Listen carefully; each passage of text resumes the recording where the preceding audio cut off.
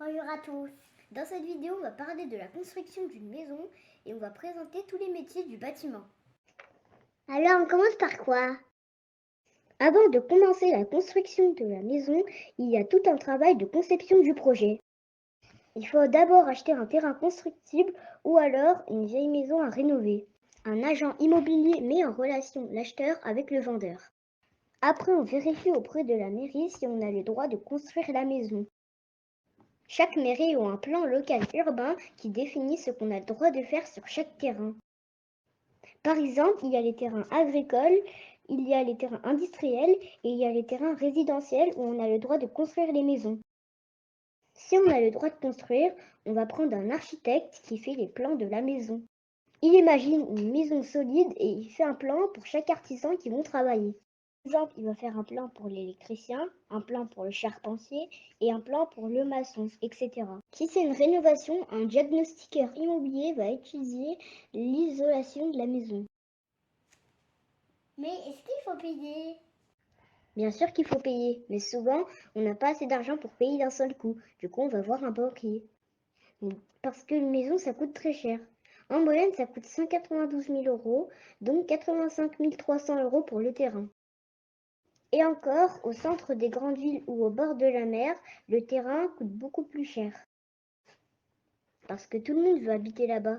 Alors les gens sont d'accord pour payer plus cher. Au banquier, on lui donne une somme d'argent qui est l'apport personnel.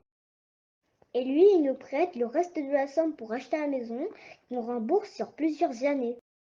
On rembourse avec notre salaire tous les mois. Donc plus on a un gros salaire, plus on peut acheter une plus grosse maison. Enfin, c'est le notaire qui finalise la vente. Il nous donne un titre de propriété qui prouve qu'on possède le terrain. La construction peut commencer. Alors on peut commencer à construire les murs? Pas encore. D'abord, on appelle un géomètre qui va venir mettre des bornes entre notre terrain et celui du voisin. Il va aussi étudier le type de seuil et nous conseiller sur le type de fondation adaptée.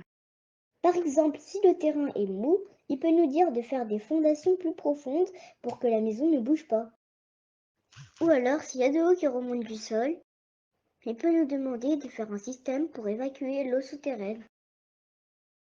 Après, le maçon fait le terrassement et construit les fondations. Il prévoit le réseau d'assainissement pour rejeter les eaux usées dans les égouts. Il prévoit le raccordement électrique pour se relier à l'électricité de la mairie. Enfin, on peut construire la chape et les murs porteurs. Souvent, c'est construit avec du béton armé, c'est-à-dire du béton avec des barres d'acier à l'intérieur. Ensuite, le charpentier va construire la charpente qui va porter le toit.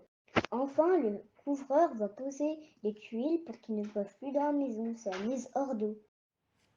Alors on a fini le gros œuvre? Exactement, on a fini le gros œuvre. Maintenant, on va passer au second œuvre. Le menuisier va poser les portes et les fenêtres, c'est la mise hors d'air. Le plombier va installer les tuyaux d'alimentation d'eau, de chauffage et d'évacuation des eaux usées. L'électricien va installer les câbles électriques. Le plaquiste va poser les cloisons et les faux plafonds.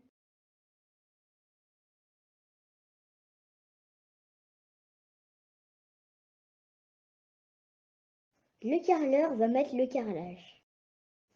Le peintre va peindre les murs et le plafond. Le cuisiniste pose la cuisine. Dans certaines maisons, le pisciniste pose la piscine. Mais le gros problème, c'est de coordonner ces artisans. Par exemple, dans une rénovation, le plombier vient au début, au milieu et à la fin des travaux.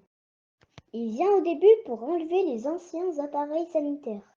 Mais tant qu'il n'est pas venu, les autres artisans ne peuvent pas commencer les travaux. Il vient au milieu pour installer les tuyaux dans les cloisons. Mais il ne peut pas venir si le plaquiste n'a pas fait les armatures des cloisons. Mais le plaquiste ne peut pas finir les cloisons si le plombier n'est pas venu. Et le plombier revient à la fin pour poser les appareils sanitaires. Mais il ne peut pas travailler si le carreleur n'a pas posé le carrelage. Finalement, pendant les travaux, les artisans se gênent entre eux. Mais c'est trop compliqué. Comment on fait alors? C'est vrai, souvent, on fait appel à une entreprise générale du bâtiment ou un promoteur.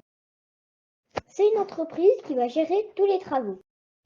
Mais en fait, elle va faire intervenir plein de petites entreprises. Les petites entreprises qui travaillent pour des promoteurs sont appelées des sous-traitants. Un chargé d'affaires ou un chef de chantier va faire un calendrier des travaux. Le chargé d'affaires s'occupe aussi des relations avec les fournisseurs.